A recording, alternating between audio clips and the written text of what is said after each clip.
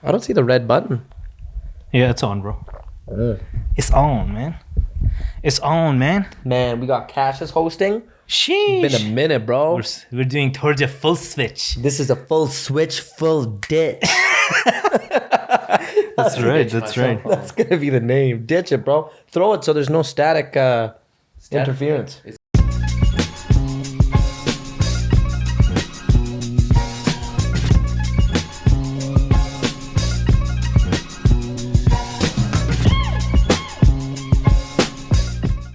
All right, let's get started. Welcome everybody back to the second floor. It's your boy Qashus. You haven't seen me in a minute. This is season. What are we on? Season 3. Season 3, baby. This is. It's a season 3. We're on season 3 with my man Kenny, and we got special guest KB in the house. Appreciate you both coming on. This is funny because I know this is your season. So this is kind of like a special episode. I'm coming back in. We have a special announcement coming up in September. So I just wanted to just chop it up, both with you and KB, because it's been a while since we've had it. Our jungle series kind of died off, but I think we can bring that back. We're going to do a little bit of renovations to this room, make it a little spicy for September onwards. So just wanted to chop it up, man. 100%, man. This is a towards switch. What does it mean when kids say chop it up? It means just like having a cool conversation. Just like we chop it up. You chop it to me, I chop it to you. Like KB's been learning new dialect. He recently learned what no cap means. Yeah, no cap, lit, chop it up. That's perfect. He literally did that to the steak upstairs. You chopped it up.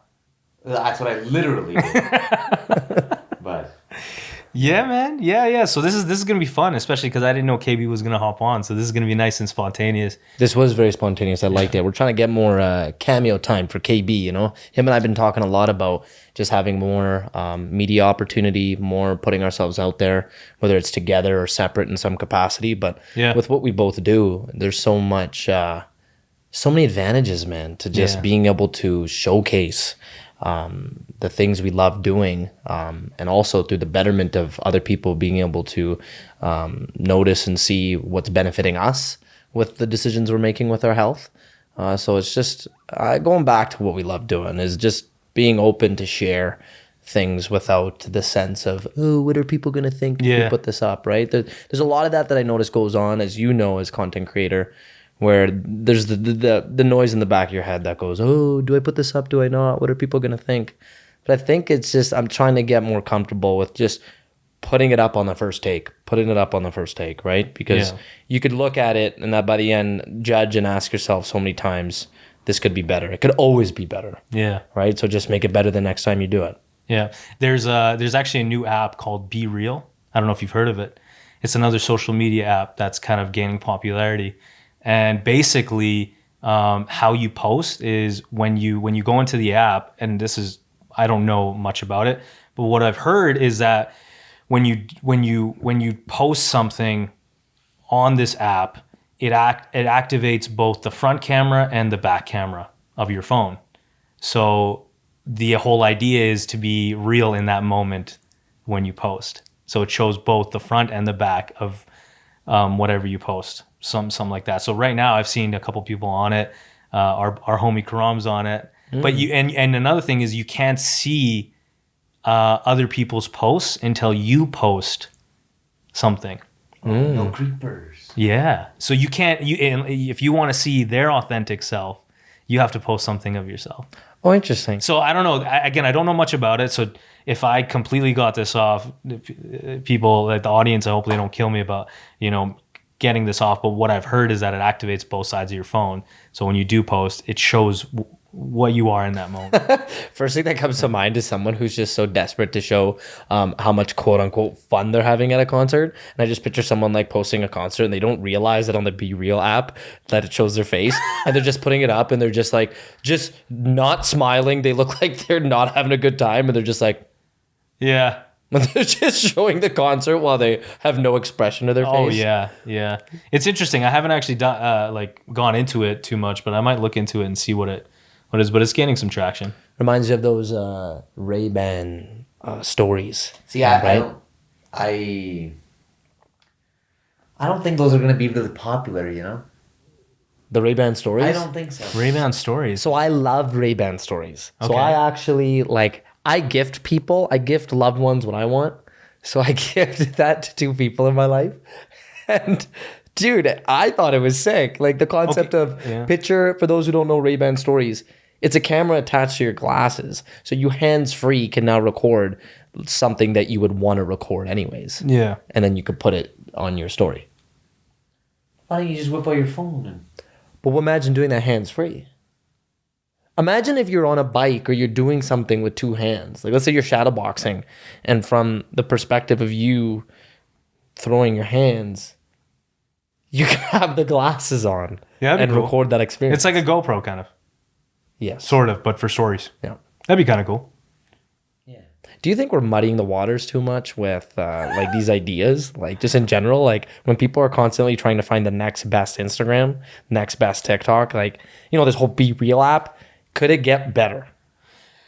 I mean, social media itself is an absolute mess, right? How many apps that don't make it? How many apps that are there that are short-lived, and then only the 4 or 5 or 10 or 15 big ones really last. So I don't know. What were your guys' favorite social media apps that didn't make it? They're kind of sad now they didn't make it. You thought maybe had a fighting chance. MSN. MSN was MSN, cool, yeah. man. It was cool. You know, like once you finish school, you go straight to MSN, right? You got a status update. You know, you throw a couple BRBs when you go on your lunch break, right? Yeah. You go BRB and you come back. Yeah. You know, you're talking to someone, like, you back? And you're back, but you don't tell them, right? Yeah. It's so cool. I actually miss it, yeah. And you could put like cool statuses and stuff and like Oh, designs for your name. You'd be like capital L, lowercase I, capital O, lowercase and lion mentality. yeah. And you just keep changing the capitals. Like, it was crazy, man. yeah. What was your first MSN name? Like your at hotmail.com. I don't know. Mine was so basic, man. Like Kenny Bhullar 2013. Something so basic. What was yours?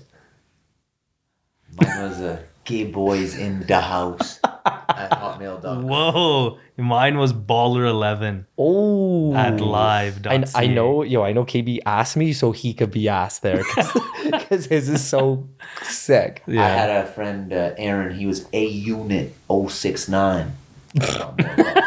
A unit and gay boys in the house. I just picture both of them making it together, right? Everyone was very gangster, you know, on Hotmail. That was... You know what this reminds you of? The website E-Bombs World. You ever remember that one? Oh, yes, I do. Man, that was the first time I experienced 50s 55. It was the most weirdest video I've ever seen in my life. Do you remember that? Do you remember how many times we listened to it? Oh, yeah. Oh man, this video was so interesting. If anyone remembers 50-55 and you were on E-Bombs World, please comment, subscribe, follow, DM us. Tell us that you've also experienced that. Yeah. If you haven't, look it up. That's hilarious, man.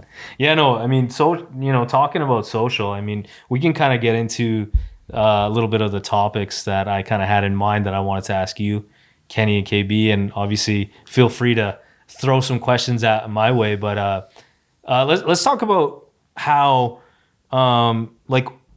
ideally, especially with this episode, I really want there to be a theme.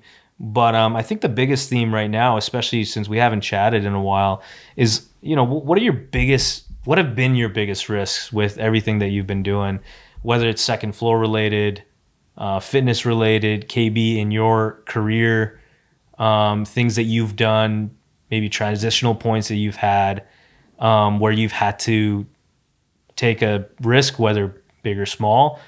Ideally wanting to know what that looked like and maybe that's that story behind that. What are the biggest risks? Well, it could be personal. I like to keep it business just because I like people want to know, especially career related stuff. But if it's personal, I'd love to hear it. I'll give you one. I have a couple. I'll give you one, and then we'll tee off and hear KB's. From a athletic performance perspective, from competing as often as I have in jiu-jitsu lately, a lot of things changed for me since Chicago. So, I had 2 days of competitions there. Day number one, again, I was very fixated on the notion of, you work so hard not to win. You work so hard to make a name for yourself. You work so hard, da-da-da-da-da, right? Like everything that had to surmount to the concept of I need to win. So the first day, guess what? I didn't win, right? I fell short again. Sure enough, of course, right? Like anyone would after they lose, it's always devastating and it's always frustrating because you can't help but look back in the moments where if you just made a little bit minor adjustment, you would have won. That was what happened in my matches. So then as I was leaving and I was getting prepared, the second chance I looked at it as for the next day, I was listening to what Sadhguru was saying, and I actually said this on one of our recent episodes, but I'll say it again, is he was talking about the concept of, you know what, when you're competing or you're doing anything in life, a lot of times we have one eye on the outcome and then we have one eye on what we're currently doing. So when you only have now one eye towards what you're currently doing right now, couldn't you argue that your focus is not entirely there? Half of your focus is gone because you're so worried about what is this going to ultimately surmount to? What is this going to lead to? So Sadhguru was talking about, you know what? Stop thinking about the outcome. You're there, take your both eyes and play.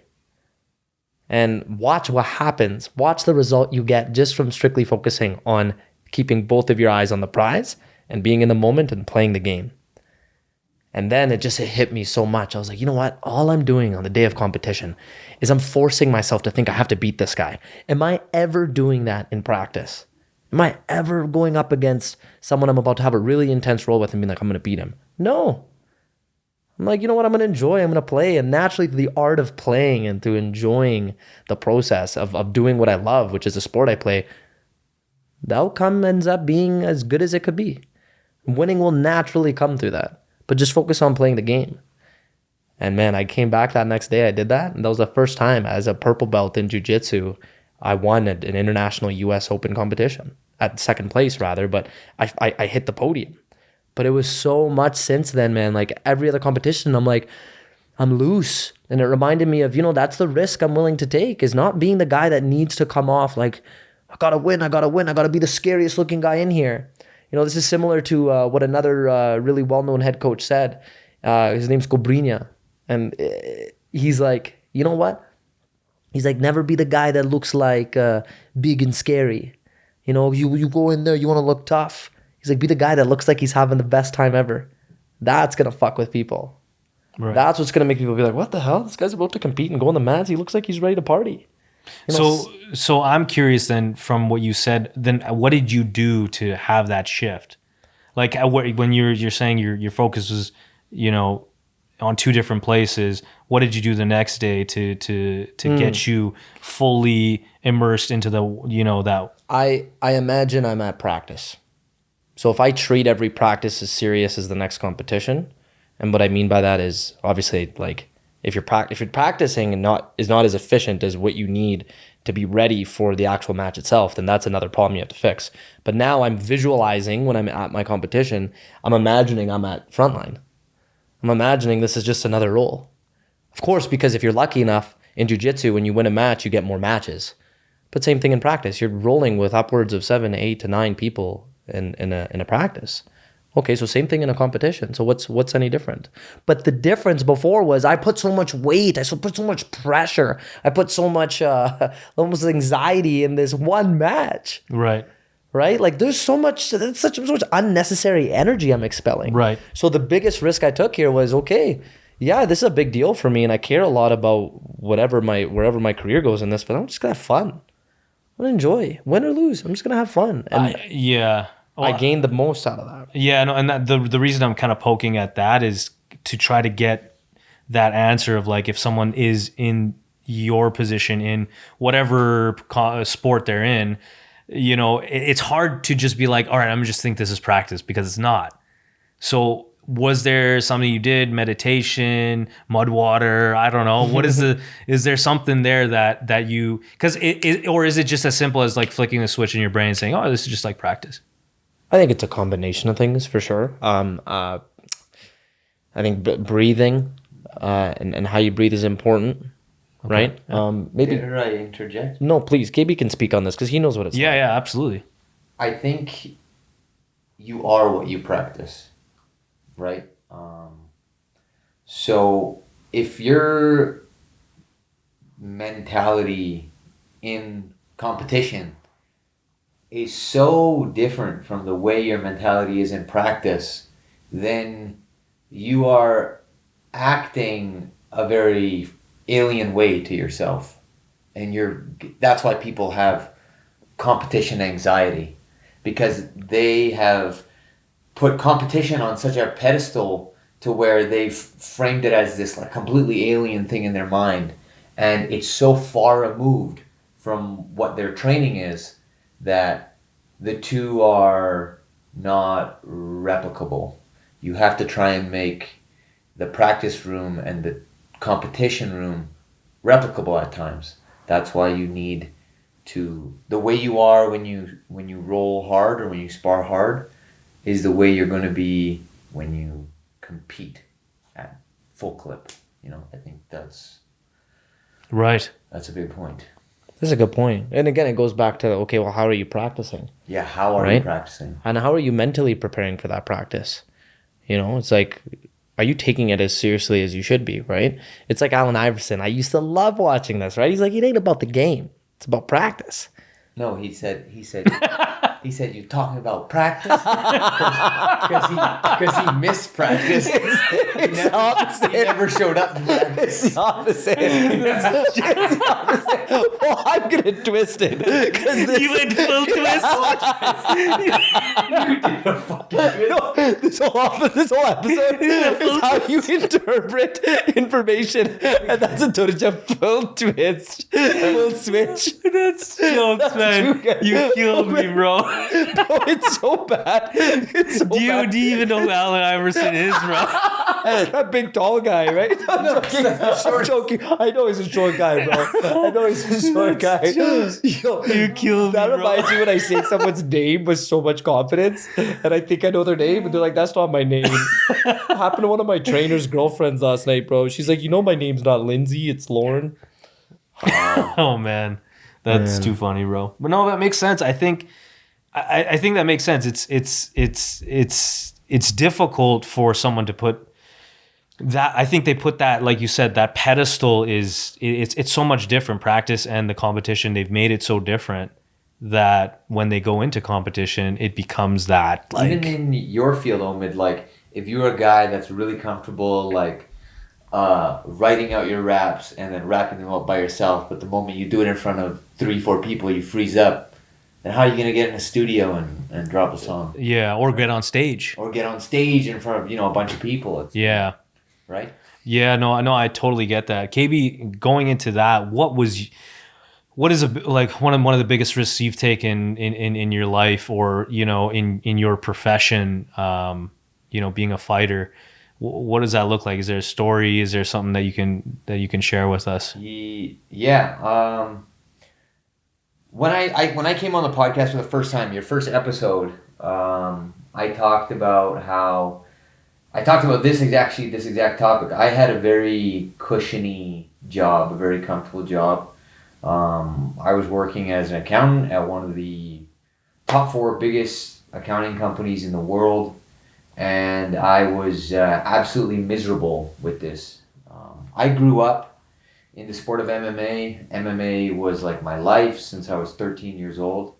And then being tossed into the corporate world was actually very foreign and weird. And it felt like I was just doing myself a giant disservice to my talent and just what I've worked towards my whole life. So I chose to leave that nice, comfy job behind and dedicate myself entirely to MMA.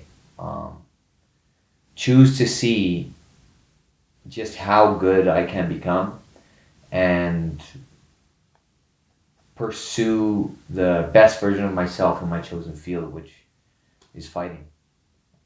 No, I love that, man. And it was pretty quick, that inner dissonance of being in that corporate job. Did you know right away this is not where you want to be? I'm sure you. I knew I hated it after the first like maybe month of being in there, because I can trick myself with a lot of things, and I can like act like I tricked this massive accounting company that I could be a good accountant, and they hired maybe 4 out of like 1,000 applicants. So if I could trick them and I can trick myself, then I feel like I can fucking trick anybody that I can do anything. Yeah. So for me, a lot of the time was like I was drinking the Kool-Aid of what it was like being this suit and tie guy and working a nice salary job, having the benefits, this and that, blah, blah, blah, blah, blah. But I just felt like there's this massive kind of lie that you're telling yourself, and I bet you there's a lot of people out there that are lying to themselves about what it is that they think they want to do versus what they're really capable of doing, but they're just too afraid to do it. And that's kind of that's the pill I had to swallow, was I had to tell myself that, dude, you are giving up on something you worked towards since you were a little kid, to do this, to sit in front of a screen 14 hours a day. Whether you get to wear the nice suits and go to meetings and, you know, have a nice parking stall for yourself and this and that and all the other things that come with that. But in the end, this is going to be your life for the next 20 years. Is that what you want? And then finally having to just battle back with my own conscience and be like, no. Like, say no with confidence and walk on a path of, to a lot of people, complete uncertainty. Yeah, and how quickly was that shift? Because again, you brought up a good point. A lot of people feel trapped, or they feel like they need this job, and they feel like they need certain things. And obviously, the older we get, more responsibilities. Family, kids. You start working up the corporate ladder, but then you realize this isn't your thing. You actually like painting, or you actually like rapping, or you actually like doing X, Y, Z. So for you, how quickly was that shift of being like, all right, like this isn't for me, I need to get out of this? And how quickly did you make that decision to hop out of it and go into your current field? I feel like it was once you realized you were depressed, when you were like, this is like making me sad. But a lot of people feel sad. A lot of people are just okay being sad. They'll live with being sad. But I think what happens is you got to be okay with the worst possible outcome, which is failure. And right, you have to be okay with the fact that you could fail, and you could crash and burn, and it could go wrong. But you live your life knowing that you gave something your best. Yeah. That you dared to do it. You dared to give that thing a chance. Yeah. Yeah. You dared to do it. It's kind of like telling your kid, did you chase your dreams? Then you ask, as a kid, then you ask, oh, did you? And you want to be able to confidently say, I did. Mm-hmm. I tried, or I did, and here's where I'm at now. Yeah. Yeah. Right? There's a little analogy that I'll bring up here because it makes sense to what we're talking about. So there's a guy walking down the street, and he's passing some houses, and he sees a dog and his owner on the porch. And as he's walking by he hears the dog whining. It's like making a weird whining sound, and it doesn't sound comfortable on the porch. And so as he's walking by, he asks the owner, "Hey, sir, your dog is moaning. Why is he whining like that? He doesn't sound comfortable." And the owner says, "Well, he's sitting on a nail." And the guy asks, "Well, why doesn't he just get off the nail and sit somewhere else?" And he's like, "Well, that'll actually hurt more than him just sitting on the nail." So I guess what he meant was, from the analogy, is even though that painful thought of transitioning, or even though where we are right now is painful, it doesn't hurt as much as the transition of moving to a different place, right? So it's actually easier to sit on the nail and whine about it and complain about our situation versus getting up off the nail. So I always think about that in the back of my head. Couldn't you sit on a couch? Yeah, exactly, right? Or a chair? Yeah, let its pause, hang off. It was a business analogy, and that really relates to me because I've always been in positions. I've worked since I was 13. I've been in all the shit jobs you can think of, and I was always that person sitting on the nail, or that dog sitting on that nail, until I could, in my mind, commit to that change and say, screw it, screw the paycheck, screw this position, and then go into the waters of uncertainty and then just figure it out.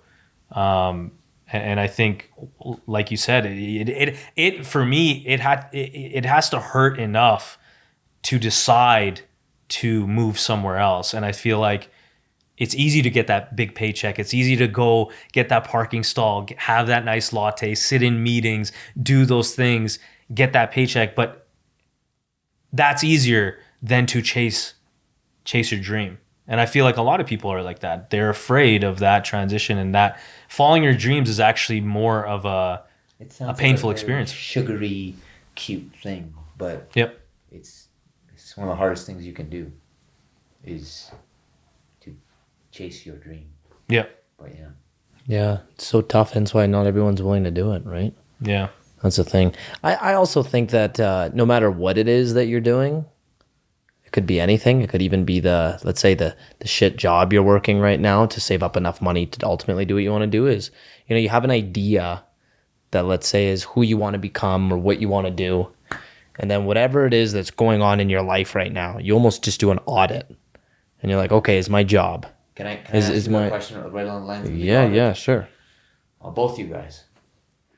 What's one dream that you both have given up on? Oh, I have that immediately. Okay, I'm good. Okay. I need a chance to think. Okay, Yeah. I'll say, my dream of playing professional basketball. I remember giving that up. Yeah. Midway through university, and seeing that this basketball has always been my first love. I've always the moment I picked up a basketball, the moment I saw Michael Jordan on a VHS tape, I was just hooked. I would tell my parents, like, I would go and play outside, and I would come back home and say, do I look like Michael Jordan yet? Do I have the dark skin yet? That's how infatuated I was with this human being. Oh, dude, I used to cut off soccer socks and wear Allen Iverson. Yeah. So the obsession started early on, that love. And I remember that was my focus all the way up until my third year of university. Yeah. Actually, was more focused up until my grade 12 year. And then I didn't know how to transition into playing university basketball. My coaches were, I'm not going to lie, my grade 12 coach was no help. He had favorites. And I would say that publicly on camera, because he never, I feel like I was one of the hardest working guys. Like, I was always looking into, training. I was on YouTube, like YouTube just first came up, and social media and all these things. And we didn't have the cameras on our cell phones to film our games and do those things. And a lot of universities required footage of seeing players, getting stats from coaches, having their coaches give reference, saying, hey, this basketball player is good. You should, take him into a tryout, take him into a practice for an hour and see how he is.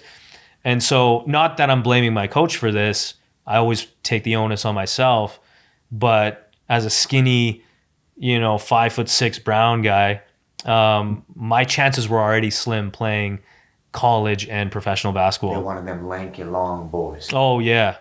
Like all the guys in, everyone's tall in uni. So I still had that in my brain of like, it's okay if I just work hard enough, if I train and I eat right and I do all the things, I can still do this and still study. I can make this thing It's a work. good mentality. Did you ever pray to God to get like longer? Man, I would look in. No, I Stretch yourself I like prayed. Michael Yeah, Jordan. I would sit on the. I would.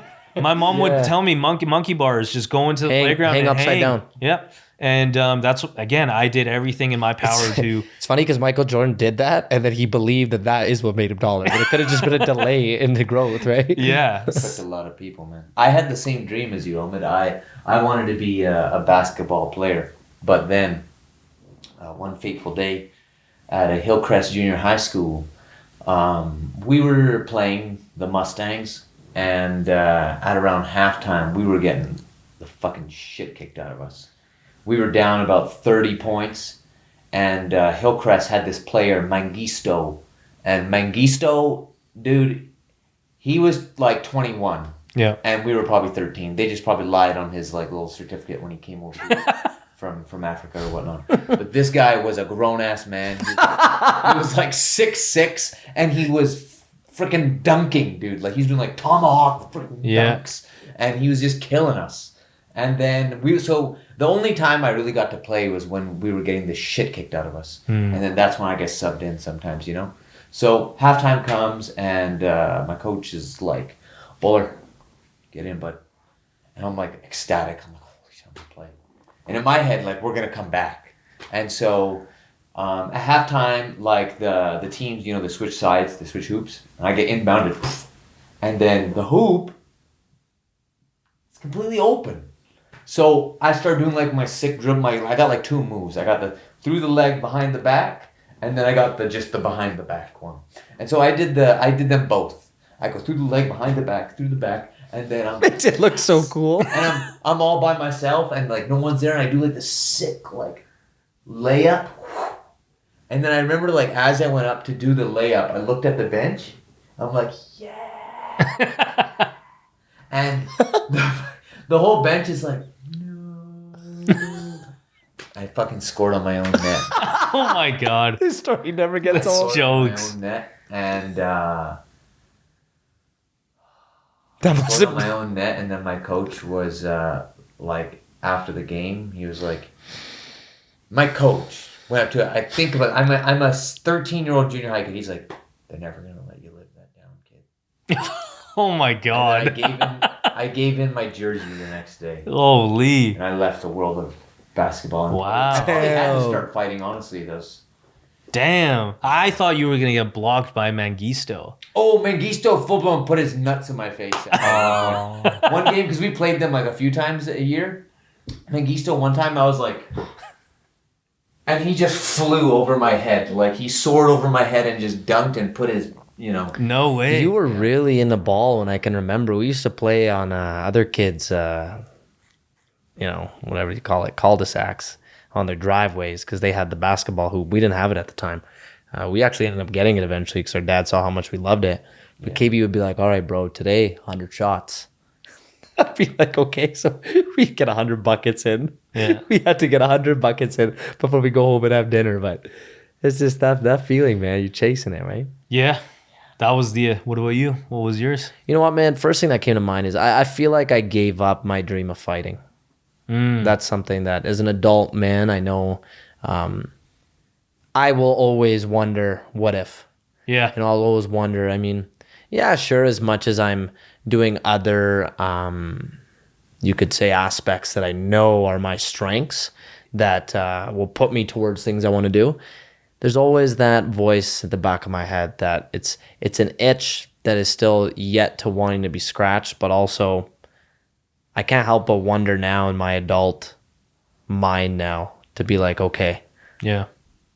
what would that be like? Yeah. You know, like as far as my potential, because it's I truly believe it from one fight, and of course the unfortunate circumstances of breaking my jaw and then not going back to ever hurt it again that way. I can't help but wonder what would that be like and have been like if I continued, you know, no matter what the result, whether it's I fight again and, you know, God forbid it something bad happens again, or just for the fact of, hey, you know what, now with the mindset I have and the skill sets, what would it be like? Right. what do you guys feel like? You two guys have been hosting this now for like 3 years. So I want you to answer this question for each other, you know? What do you feel like has been the biggest change you've seen in Omid as a person in 3 years that you've gotten to know him? And Omid, what do you feel like is the biggest change you've noticed in Kenny? That's a nice one. That's a nice. That's a full You know, like, switch. I noticed it totally just switched. I noticed all of it's a ditch. Full switch, full ditch. That's the new slogan. Oh, I love that, man. You know what? First thing that comes to mind is, so difference is what you're looking for. Yeah, compared to the guy you got to know when you guys first got into this versus the person he is now. I would say Omid now is more holistic in design. So here's what I mean. I feel like over time, you, Omid, have now developed a strong sense of urgency in investing in your personal health, in your relationships in your life, family, significant others, friends, as well as you as a person, your own personal growth. It's been nice to really see you actually put in the time for all of that, as much as you've been putting time into growing your respective businesses. Because since we first met, the only thing you and me would fuck with and want to talk about is what we did as our careers, or what we wanted to do as our careers. And you, out of anyone I know, would have sleepless nights, 14 to 16 hour days, just constantly like the hardest worker I know, period. So it's been really awesome to see as you're, pretty soon here exiting your 20s and entering, the next decade.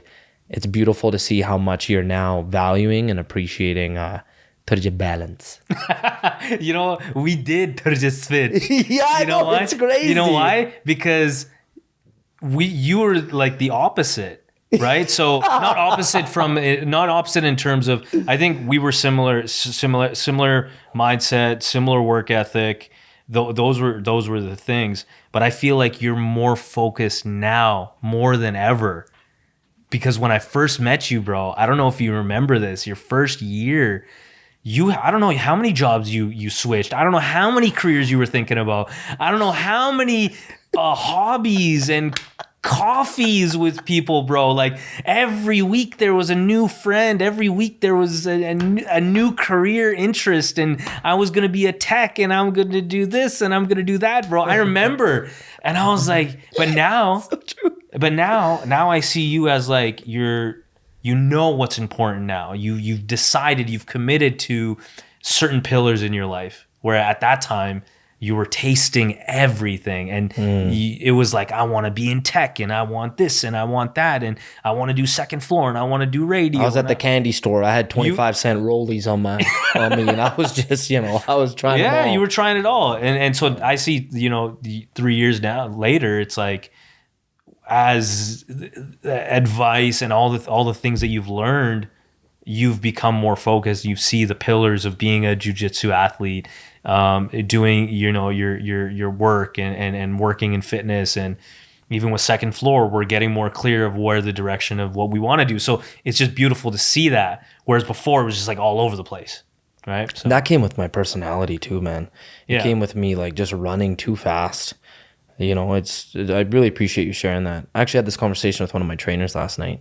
He said something of the same nature, and I had to ask him, because he's like, Kenny, it's nice to see you almost like you're here, you're present. I was like, what do you mean by that? He's like, when I compare to how you were when you first came to our club managing to how you are now, he's like, it's a difference. I was like, so what was it then? He's like, I just think maybe, he's like, correct me if I'm wrong. He's like, you had a lot going on in your life. You were probably doing a lot of different things, and you just didn't know what would stick. I was like, yeah, you nailed it, man. Yeah. And also shout out to Kim and you, man. Like it's just nice to see that people see it. Yeah. Right? Yeah. They don't have to know everything, but they can almost see like a different, just a different way you're turning the pages now. Yeah. So now I'm doing all these things, and now you're focused on a couple of things. Yeah, we did towards a full switch. We did. It's actually crazy, bro. We already know what this episode's going to be called now. What about you, KB? Difference in Kenny. Your brother, younger brother. Difference in. Since 3 years ago. You guys hit the nail on the head, man. Kenny was fucking scatterbrained, man. It's like he wanted to do everything that could be done, but then do all of them like just a little bit good. Yeah. And then now it's like, then he started like to trim the fat a bit in his life, and then he was doing things like a little bit better. But then you realize like he had to trim it even more, and now he's finally, he's found his niche, and he's dedicating himself to the specific things that like he needs to be good at. I think I'm speaking for you here, but like you start to realize in your life that you can't give a shit about everything. Like if I've got a friend who is good at like finance, he's good with his money, and then I got another friend who's got this like amazing surge of creativity, and then I've got another friend who's a car guy, he can get me a car. And then I've got another guy who's good at basketball. I'm going to be a basketball and Tesla driving creative finance man because of my friends. They can teach me those things. I don't have to know jack shit about them. I'll stay in my lane. Right. So pick your fucking lane and then do that thing. True. Don't try and be good at everything because you're going to end up being good at nothing. I love that. And then no one knows what to go to you for. They'll go, oh yeah, I know you do a lot. What do you do again? Yeah, what guy are you? Yeah, what guy are you? Everyone says they got a guy, Yeah. They got a Swiss Army knife, and on each blade is a guy. So like, be a guy that's useful, really, really good at one particular thing, and then you can be known as that guy. Yeah. What about you, Kenny? What do you see in the changes in KB? What 3 years ago from now? I know this is a little bit of a different thing, but no, I thought about that too. Older brother, how have you seen changes in KB? I would say in KB, so since I'm going back to since when we started the podcast, I see KB training Just more dedicated. his mind just as much as his body now. I feel like then through what KB does in his passion for mixed martial arts and as a pro fighter, I feel like at that time it was so much of his talent that was getting him to where he was successfully, and then relying solely on so much of his strengths and what he already knew he was good at. So it was a combination of extreme amount of confidence and athleticism mixed in with let's just get better at what I'm already good at.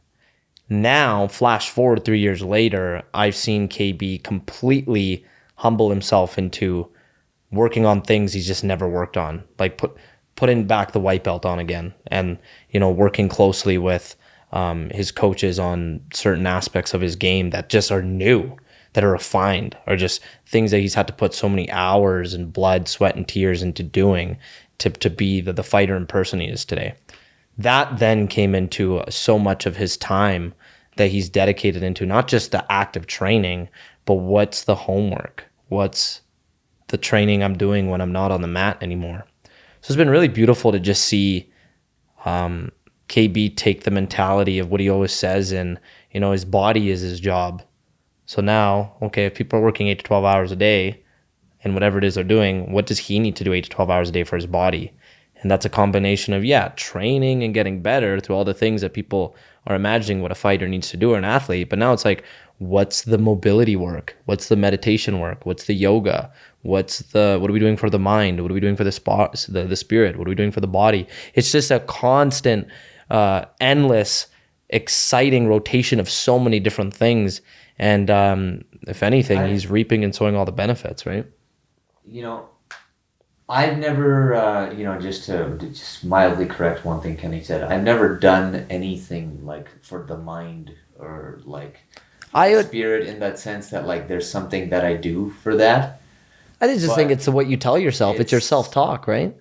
It's just I've become way more absorbed in my field. There's no off switch. Like, anything and everything I'm trying to do is just for that thing. He's been listening to a lot of Sadhguru videos in the background while I play, so I've been... I haven't, but... He doesn't want it. Nothing for the mind. Nothing. Like, no. You know what is for the mind? The mind is like your film study. The mind is like what are you practicing? What you practice in your mind, your visualization. Like, that is stuff for the mind, but it has to be specific. When we say this, for the mind, like, it's a very like blanket term that can be tossed over anything, and then it becomes kind of woo-woo, and no one really gets what you're actually talking about when people talk about for the mind. But like, if you have a field of interest that in your life, something that you do, for me is MMA, then my quote-unquote mind training has to be specific to MMA. Like, when I'm not physically training, I have to be still doing my best to engage with the sport. You know what I mean? If you want to get really good at something, you can't let there be an off switch for it. It's got to be all day. Yeah.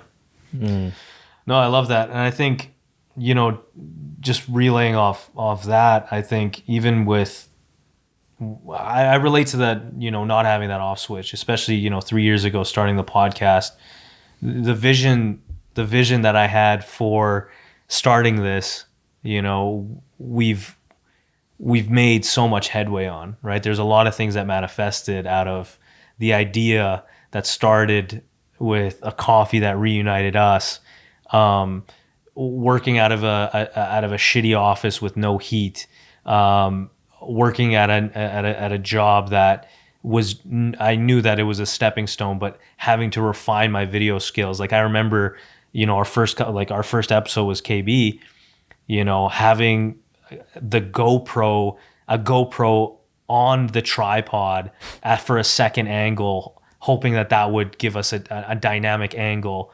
Not having the equipment we have today, not understanding audio very well, and having to learn that as another skill set, getting lighting and all these different in film. These are all techniques, understanding what mics to get, lighting to get, how to position the cameras, what lenses to get, all these things, editing the podcast to a point of making it look more Hollywood or more professional, more refined, the color grading, so the different color balances, to even give that visual aspect even more of a touch, right? So all those things I remember just having to learn on my own, because I never went to film school. I never went to audio school.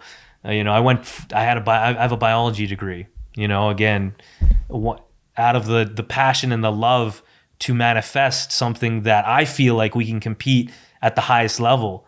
Like, I feel like we can compete with the Joe Rogans. I feel like we can compete with the podcasts that are getting millions of hits, and I still feel that to this day. But it's a constant practice of having reps. We're 150 episodes in, 3 years worth of refining even my skill set as just being on camera. You remember the first 20, 30 episodes, I wouldn't even talk. Almost 4. Yeah. Almost 4 years. Almost 4 years now, Yeah. right? Like, you remember, man, like, you were doing all the talking back in our first 20, 30 episodes. I had to absorb and learn that skill set, right? How much does being on the podcast help you get out of that shell then? Oh, dude, it's night and day, man. Like, if you didn't My do a podcast, how much of that would still be like how you are today? It's completely changed myself as a person. Just being able to, I'm a very introverted person. Even doing the rap stuff and doing all this film stuff, that has pushed me to another level as a human being. My conversation skills have increased tenfold because of the pod. Because you get your reps in, you talk to people, you listen, you observe, you figure out pauses and nuances and learning about the person on the other side. So this is why I want more people to podcast, right? Not because you're going to make more fucking money, not because you're going to gain more fame. It's for everything you just shared. It's just going to make you a better person. Yeah. It's going to make you connect with more people. Yeah. You're actually forcing yourself to improve your listening skills. You're actually forcing yourselves to listen, And then you're forcing yourself to get really creative in a point that you're trying to bring across. Everyone who's starting a podcast, not everyone, but mostly everyone who wants to do it is starting it for the wrong reasons. That's why I love how you and me, man, we began this not for the sake of let's make money and let's get famous. Those two are a bonus. But it's like, let's connect with people. Let's talk to people. One thing I was terrible at, man, I'm able to admit it. I know I was. So I wasn't a good listener. Because I wanted it to be all about me. Yeah. With everything I did. I wanted to be a fucking star. I wanted the center of attention. I wanted it to be all about me. And the podcast was the first thing where I'm like, it's not about you. If anything, it's not about you at all. Yeah. You're the host. You're going to ask questions. You're going to make it about the person right in front of you. Yeah. And make sure that shines through. Yeah. And it's cool, man, because you and me both, in many reasons, started it to work on two things we wanted to strengthen that in a way was our weakness. Yeah. Well, just again, just going off that, like the amount of, like when I meet a new person now, because of the podcast, because you have so many conversations, I can now hold a better conversation with this person. That's a random stranger. I am not introverted and quiet when I'm sitting with a set of new faces. I can confidently talk. I can confidently shift. Even if there's awkward moments and pauses, it's all good. Now, before the podcast, I wasn't like that. Shy, like a little shy, whatever, you know? So the benefits outside of just doing the podcast, from the skill set of having a conversation with somebody one-on-one or whatever the case, you got to hold that conversation. You got to be able to, that's a skill on its own, right? This episode is brought to you by Filmz Media. If you're interested in starting a podcast, or you are interested in getting creative content solutions dedicated towards making you and your voice more out there, look no further. Filmz, always on scene. Was there ever a moment for you guys where you guys wanted to quit doing the podcast? And if that moment existed, how did you guys navigate through it and get yourselves where you're at today? There were so many moments. Bro,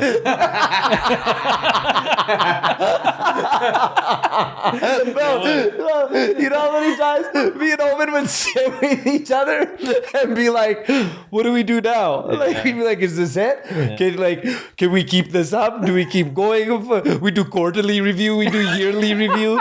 You know, I'd have moments where I'm like, I don't think Owen's gonna continue and have to like create creative ideas, you know, because let's be honest, when you're in a partnership, bro, sometimes like anything else, you notice one person's juice is, you know, going down, another person's juice is up, maybe both your juices are down, right? So you gotta keep getting both juices. Yes, because there were many moments for both of us, whether it was a different time or same time, where just what we were putting on we didn't like, right? So the first moment came 3 months into the podcast.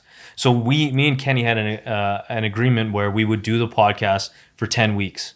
We would do the podcast for 10 weeks. Once a week on Sundays, we would meet up, do the podcast with a guest. All four of us would meet up, me, him, and Yusuf, and do it every single week for 10 weeks. If we can do it for 10 weeks, then let's put all of our energy into it and let's blow this shit up, right?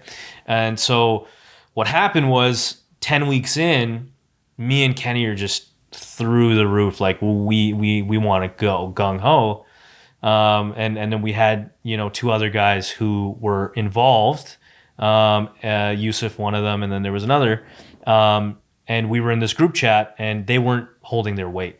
Right, they weren't putting their time, they weren't putting their effort. You can tell their juices were down, right? And so we had to have that conversation, because I was spending all day on Sundays editing, shooting, filming till 9, 10, 11 o'clock at night. I'm creating the thumbnails, editing the audio, posting on these platforms, figuring out who the next guest is, et cetera, et cetera. And then one time I just blew up. I was just on the WhatsApp group. I was like, listen, like, are we doing this or not? Because I can't carry people.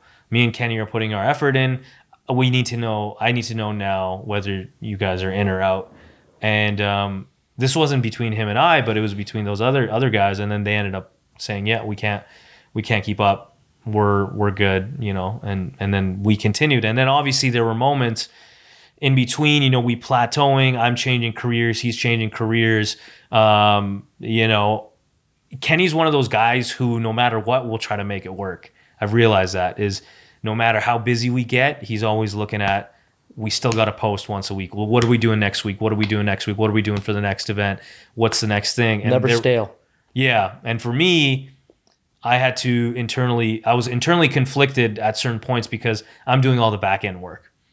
So I'm the one taking home the audio. I'm the one setting this up. I'm, you know, the production, et cetera, et cetera. And it was wearing on me with everything else I was doing because now I felt like I was spinning my tires. I felt like we got to this point and then it just like, it was like this for a period of time. And then that's when I started questioning like what we were doing.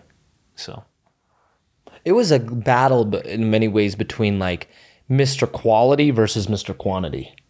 Like I was like, who cares? Let's just put something out there. And Omid too, and it was good because this is a good yin and yang. Omid was like, well, I'm not just going to throw shit on there if it, one, doesn't look good, neither if it doesn't sound good. And at the end of the day, because it's part of my reputation to what I do, which actually, as I, you know, realized and did a lot of reflecting, makes complete sense. Because whatever and however our content is being delivered, it's a direct reflection of your company and who you are. Yeah. Because it's like, okay, Second Floor literally being like, call it a client or call it a project associated with Q Films. Like I could see why you want to make sure everything produced is done. by. Yeah, exactly. All of it being done so well and meticulously, right? But I think that's the beautiful part about it is working with someone who is everything you're not. That's what literally makes it all work really well. Yeah. On top of that is, I would argue that if Omid and I weren't friends or didn't work towards becoming friends, because we weren't in the beginning, but our friendship came through the love of Second Floor and building it. I don't think Second Floor would exist. Yeah. I don't think it would stay. Yep. I think it would have fizzled out, you know? But I think it's important to recognize and put attention to, like, you build anything with anybody, you know? Like, why ignore the friendship aspect? No, I think that's a big part of it. But I also think that the reason we became friends so quickly was because of our shared values and who we are as people. Like I feel like we're kind of similar in a lot of aspects. Yes. And I'm sure KB kind of feels the same way with the group that we have. Like we're all we have similar nuances, things that we find funny.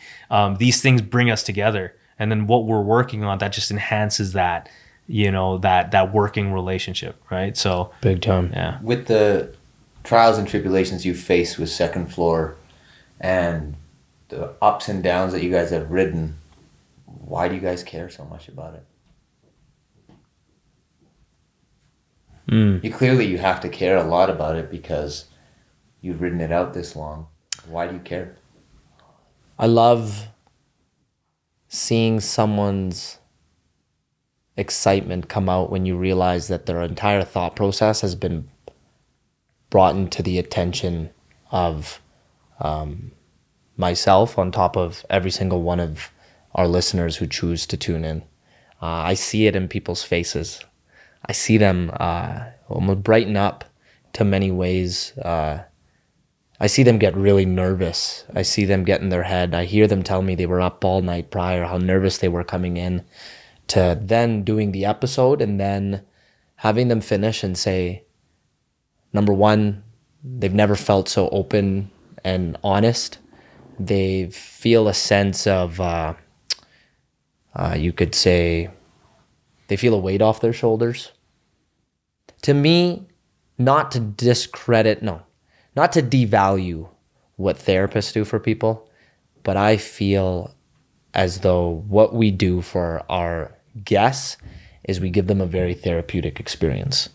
We give them a room and a space, and we put them a certain amount of energy into the conversation to make them feel listened. And I feel like many people who either have gotten the chance to be a guest on our show or have gotten the chance to have someone in their life just listen to them, not many people get that.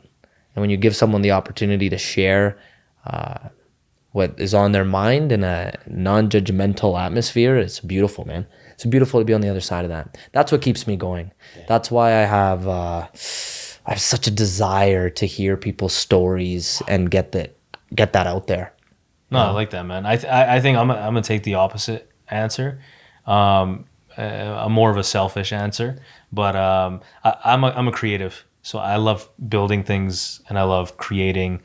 I love media, video in general. I've always wanted to be in this space, and starting the podcast was that initial call of like, how can I create something media related in my field that I can practice on, that I can do every single week, that I'm already doing in my own personal life, was having conversations with other people, learning to be a better version of myself. So it made total sense in my head. Put up the cameras, put up the lights, put up the production equipment, get people on. Now that content can be filmed, it can be chopped, it can be posted. The energy to create a professional video is a little less, because it's just two cameras. It's just a camera facing a person, and you're talking and whatnot. So it's not as energy consuming as other videos are. So it just made sense to create it. And what keeps me going is I just want to compete at the highest level in production. I see all these creatives online on YouTube, quote unquote YouTubers, influencers, starting podcasts, starting brands and things like that. I want to be in that arena. I've always wanted to be in that arena, and I've always wanted to be at the top of that arena. So, or the top of that game. And so, as you guys notice, all these influencers have their podcasts, they're doing those things. We started before the wave, and we continue to do it. And personally, I just want to be able to compete. So Just bounce each other out with that. Man, I like that. That's a good mix, man. Yeah, that's a total balance. It is, right? Man, you got to give some big news, Omid. We got something cooking in the kitchen. It's just been sizzling in there, man. Ready to come out in the fall. I want you to tell it, because you want me to tell it. Yeah. Okay, man. So listen, fam, we got some big news. We have Second Floor Podcast partnering up with 580 AM, baby. So for those who are listening from Edmonton, hopefully, we could expand this out beyond our city. But we're going to be on the radio, man. That's what we're doing. Come fall, we got Omid and I shaking it up Friday evenings, right? We're going to get the time out soon here, but we're going to start promoting this in the next coming months. And by the fall, we're making waves on the radio. And this is something that, the kid in me is super ecstatic about, because I always dreamed of having my own talk show to some degree, right? Like, I'll be watching Jimmy Fallon and Jimmy Kimmel growing up, and this is the next stage to that, man. This is you and me being able to, expand a little bit of our audience base and have our existing Second Floor listeners tune in a whole other way, and to be out there in the West Edmonton Mall radio station and just elevate and keep doing what we're doing in a different capacity. I'm stoked to do, man. So it's hype. It's a good way for us to, show everyone that, Omid and I, we're not going anywhere. We're going to continue these type of conversations, loop in KB whenever he wants to come in as a special guest, and be able to just showcase different aspects of us. And I'm excited to do that on the radio. The radio, baby. Catch Second Floor on the radio. So we conquered Optic TV. We conquering YouTube. We're doing our thing on YouTube. We're on Spotify. And now we're on the damn radio. How crazy is that? That's hype. That's cool. I think that's cool. So cool, man. It'll be good to see what turns out from that, Yeah, I agree. I think that's a wrap, man. I think we talked a lot. So I appreciate you both for the late night show of Calculated Coffees with Qashus, brought to you by Second Floor, brought to you by Filmz Media. brought to you by Brave, brought to you by Good Life, brought to you by United MMA, brought to you by